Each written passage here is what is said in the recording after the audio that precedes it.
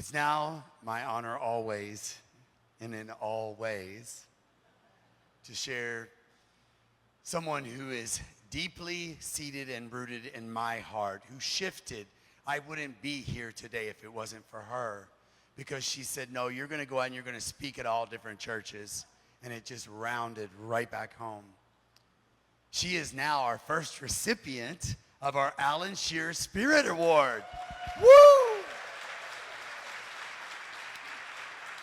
And her schedule did not allow her to be here, and she changed it.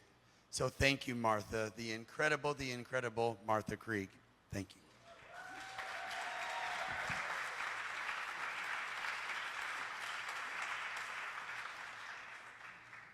Well, you've been churched, I hope.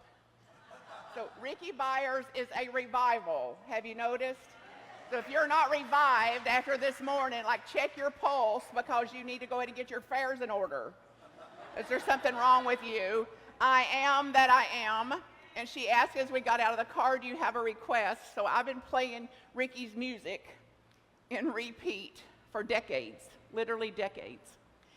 And I said no request. And it wasn't true, because I didn't want to interfere with what she had in mind or what she already had rehearsed or something like that. But I am, in the land of I am, was actually my request. See how passive-aggressive I can be? And I know you can be too. And in the land of I am, people will lie to us. Have you noticed? Anybody here not been lied to? I can't wait to meet you, because we'll plan your ascension this afternoon. I wait for this. Yes, we're lied to. Yes, we're lied to. Yes, we're not respected. Yes, people aren't kind. Yes, people condemn. Yes, people don't respect us. Yes, people don't include us. Yes, people give us the look. Yes, people give us the tone. That's like our evil mother's tone. And then there's another land. And the allure to go into that land. Do you see the way she looked at me? I did. And you've got a choice, girl. Hi-ho, off to hell I go. Check into Hell Hotel and then talk about it for the rest of the afternoon. Or to say, I've got a choice in this matter, and boy, the allure was strong. It would be mighty, mighty, mighty interesting to pick up that rope and then wonder why I'm in hell. Versus saying, I've checked into Hell Hotel and I've got the key, and I'm going to check out just as quick as I can and get back into the land of I am. Get back into another path that is more suitable for my soul, that is more suitable for my spirit, that is more suitable for my well-being. And we've been taught this for decades, centuries, millennia, 2,000 years. Jesus is my boyfriend, many of you know. I'm in a threesome now with him and Richard Rohr, so they seem to be okay with that. So if you claim to believe what Jesus said, there's nothing in what Jesus said that I've seen so far that said, get up this morning and go out and pick up the rope as soon as you can. Engage in some conflict with somebody just as quick as you can. Go out and have an opinion about everything. Go out and see how much you can complain before lunch. And include lunch, because there'll be something at lunch that just won't suit us. And where are those gluten-free options? If there was a God, there'd be some gluten-free on here somewhere. But saying, well, this is what I've been assigned today. And I live in the land of I am. And I live with one foot in going in the direction of blessed always. Now, this wasn't what I prefer, and this is what it is. So this is my assignment. This is my divine appointment today to say peace or pain, war or peace, hell or heaven, whatever you want to call it, and to live in the reality that sometimes I have a choice in the matter. And, you know, I operate on 2 little words for my own spirituality, which was my agreement with God. I can't take anything complicated or like a dissertation, just 2 words, please. And choose again is one of them. Choose again. Peace or pain. Now, many of us are led right now. I got to see you last night. Thank you for coming out and supporting that. That is absolute miracle making. And in the honor of Alan, who, if you haven't met him, you still love him. If you knew him, you would have loved him. Everybody that met him loved him. You couldn't help it but to love him. And he had a lot of lessons for us. And he had a lot of ideas for how we could be, ought to be, should be in ministry. And it's 20-some years with him. And anytime we'd meet and talk about church, I'd say, I know you want name tag Sunday. Besides that, what else do you want? He's like, well, you know I want name tag Sunday, but I can't seem to get that into consciousness. I'm like, well, keep telling them and I will too. Well, if you look down, you're wearing a name tag today. So Alan's still at it, apparently, in more ways than one where he is. So thank you for wearing a name tag, and thank you for whoever had the consciousness to make it name tag Sunday. And then we get to the edge of what we know. Someone said last night, are you praying for this man fervently? And I said, I'm not. I had no request for that. I didn't think, that I didn't even know of a need. So many of you have come up to the edge too, with losses and change and deaths and diagnosis and things that are not all pleasant yet. And the question is always then, how am I going to be with this? How am I going to be with this? What can I do in this matter? What can I actually control in this matter?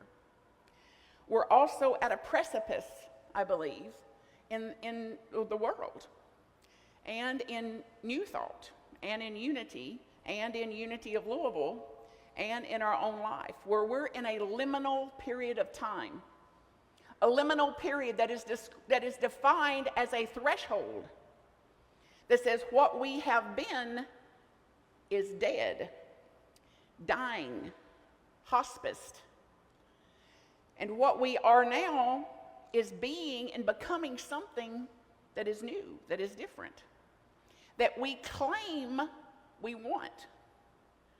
That we will either be the way of God to make the being and becoming what the being and becoming is going to be, and to be a contributor to that, to be a cause agent, a causative, creative agent for that.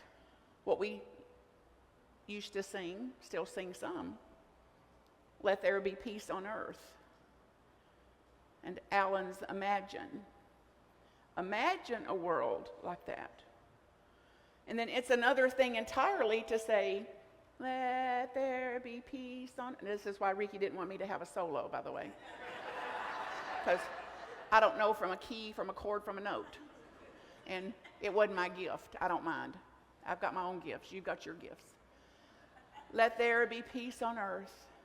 And let it begin with her. And as soon as she apologizes, I'll consider it.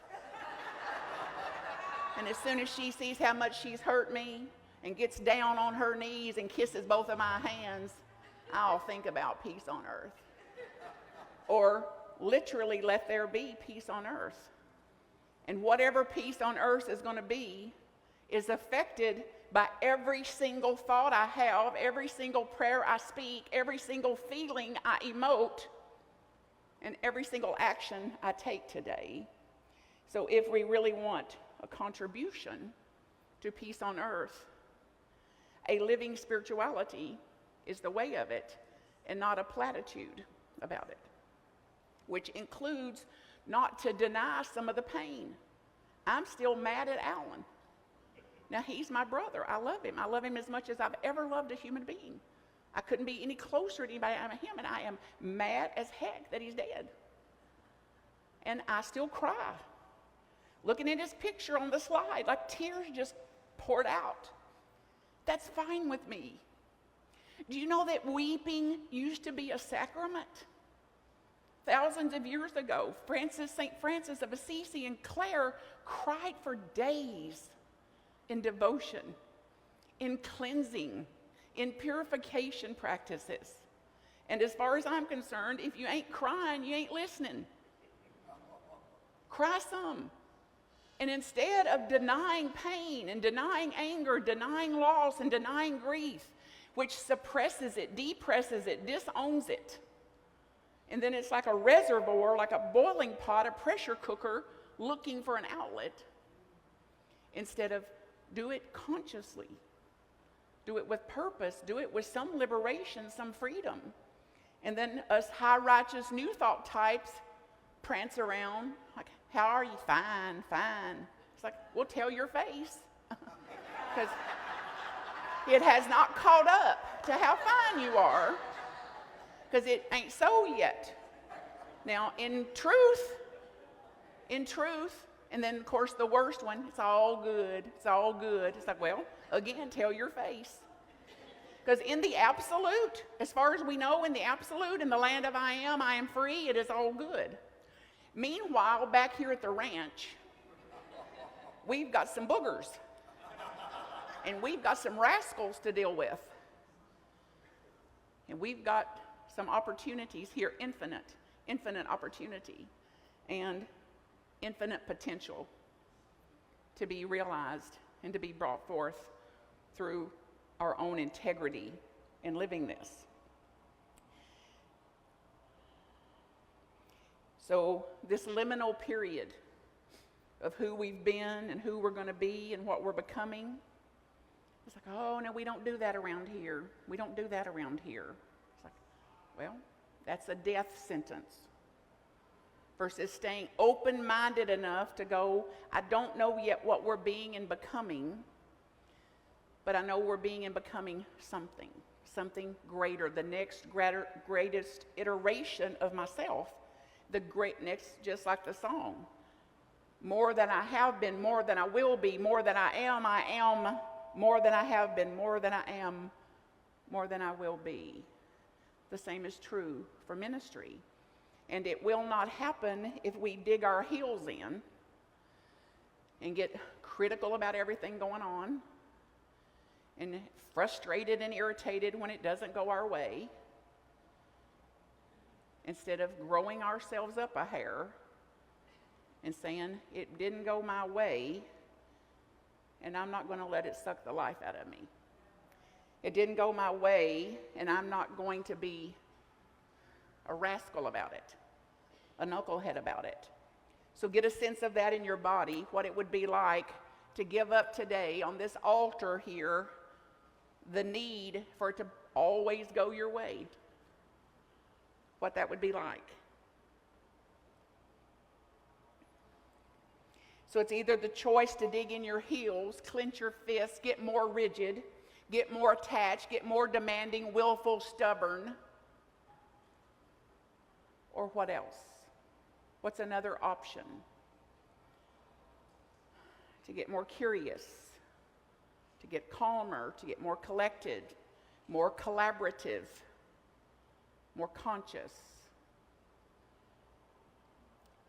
and to let a new possibility for the Spirit in. A new possibility in me for the Spirit to move me, to lead me, guide me, direct me, and inform my responses. So before I fire off that email for their sake, so I can teach them some kindness, let me pause a minute and presence myself and know that whatever I fire off, I've just put that out into the world while I run in here on Sunday and claim, let there be peace on earth. So what can you actually do to be helpful toward this? You're being called right now to do something. Like that little knock on your heart. The people you're driving by to get down here. Something going on in a school that you don't necessarily agree with, or wish was different. Little things that go a very long way. Like little Hadlin, who y'all got to meet in December, that was here. She was 7 then. And she said, I don't feel right taking snacks to school because not every kid in class has a snack. I'm like, well, we can do something about that. So boxes of snacks gets delivered to that school. So they're always in the classroom for some little kid that didn't have a snack. So there's something that can be done. What can I do to create what I claim to value? So the question I hope you'll take in contemplation is, what is it I actually value? What is it I actually value? Not what they value, not what the family may value, not what others may value. What do I actually value? And how much of my energy is going toward what I actually value? And to get more and more mindful about how much energy is being leaked off in things that are not causing and creating what I want to be a part of causing and creating. Dr. David Hawkins says it as, make a gift of your life and lift all of humanity by being considerate, forgiving, compassionate, more compassion, to choose compassion, and to then extend this, to do this with the knuckleheads. That wasn't his quote, that's me, of course. To do this with rascals, to do this with knuckleheads, to do this in places where it's not been easy or even possible to do before. So to extend this, to grow this. This group, this professional group, asked little 4-year-olds, 4 to 8, what is love? And this is some of their responses. When my grandmother got arthritis, she couldn't do her toenails anymore. So my grandpa does her toenails, even though he has arthritis too. Another answer was, when someone loves you, the way they say your name is different. You know that they love you by the way they say your name. Your name is safe in their mouth. Another answer, love is when a girl puts on perfume and a boy puts on shaving cologne and they go out and smell each other. It's a little too true. You smell good. Want to come home with me? Love is when you go out and eat and you give somebody most of your French fries and you don't make them give you any of theirs. Love is when my mommy makes coffee for my daddy and she takes a sip before she gives it to him to make sure it tastes okay. Love is what is in the room at Christmas. If you'll just stop opening presents for a minute and just listen. Love is a little old man and a little old woman who have been together a really long time and they still like each other. During my piano recital, I was on stage, and I was so scared. And I looked at all the people, and they were staring at me. And I saw my daddy waving and smiling. He was the only one in the crowd doing that. But I wasn't scared anymore. Love is when your puppy licks your face, even though you left them at home all day by themselves. And you really shouldn't say, I love you, unless you mean it. But if you mean it, you should say it a lot, because people forget. And the final one and the winner of the contest was a 4-year-old child that noticed an elderly gentleman had just lost his wife, and he was out in his yard and was crying, and the child went over, climbed up in his lap, and just sat there. And his mother asked him, "What did you say to the neighbor?" And he said, "Oh, I didn't say anything. I was just helping him cry." So help yourself cry. Help somebody else cry. And know that this is also the Holy Spirit moving in and through us as us and creating an expansion of a living spirituality in us, an expanded heart space, therefore an infinite possibility, an infinite potential that we're here to realize. So dare to create, dare to lead in this way, and get in touch with me at any time. My love for you is eternal and infinite.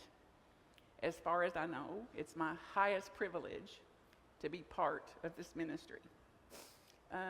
So 20 some odd years, and as devoted as ever to what I am being and becoming, and what we are being and becoming in the name of Unity of Louisville. So there's classes online.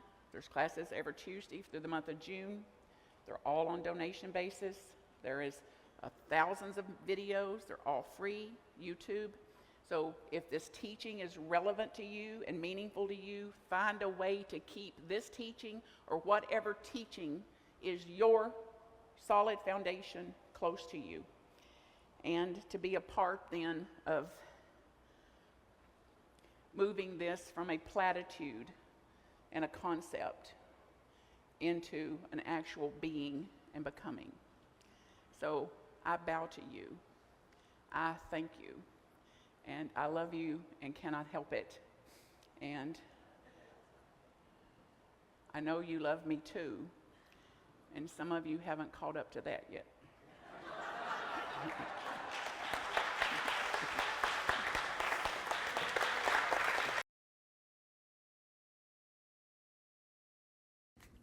MarthaCreek.com if I can support you. Blessings.